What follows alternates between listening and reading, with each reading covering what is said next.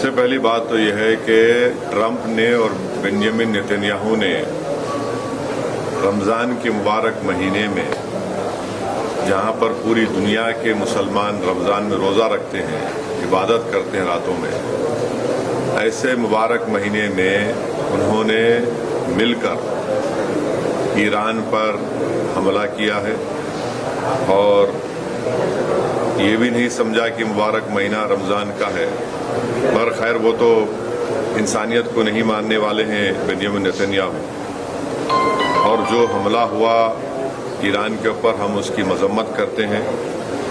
اور خاص طور سے جب جنیوا میں بات چیت کے ذریعے سے ایک بریک تھرو ہوا تھا، اور ہو سکتا تھا کہ اگر وہ بات چیت کو مان لیتے تو جتنے نیوکلیئر سٹاک پائلز تھے ایران کے پاس وہ شاید استعمال نہیں ہوتے، مگر اب انہوں نے مل کر ایران پر حملہ کیا جس کی وجہ سے 200 سے زیادہ لوگوں کی موت ہوئی ہے، اور لڑکیوں کے اسکول میں 108 جو بچیاں اسکول میں پڑھتے ان کی موت ہو گئی۔ آیت اللہ خامنئی کی موت ہوئی ہے، اور میں اس کو امورل اور ان لافل ایکٹ مانتا ہوں آیت اللہ خامنئی کی موت کو، اور میری طرف سے، ہماری پارٹی کی طرف سے نہ صرف ان کے شیعہ ورلڈ کو بلکہ پورے لوگوں کو جو ان کو اپنا رہبر مانتے تھے، شیعہ قوم ان کو اپنا رہبر مانتی تھی، اور ہم یہ مطالبہ کرتے ہیں کہ یہ جنگ ختم ہونی چاہیے، اور بھارت سرکار کو اس میں اپنا رول نبھانے کی ضرورت ہے، اور ہم امید کرتے ہیں کہ موجودہ بی جے پی کی سرکار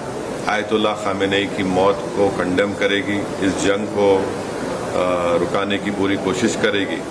کیونکہ یاد رکھیے کہ 10 ملین کے قریب بھارت کے ناگرک گلف کنٹریز میں کام کرتے ہیں، اور ابھی اطلاع آئی کہ عمان کے پورٹ پر شاید ہمارے ایک انڈین ورکر کی زخمی بھی ہوئے ہیں۔ تو یہ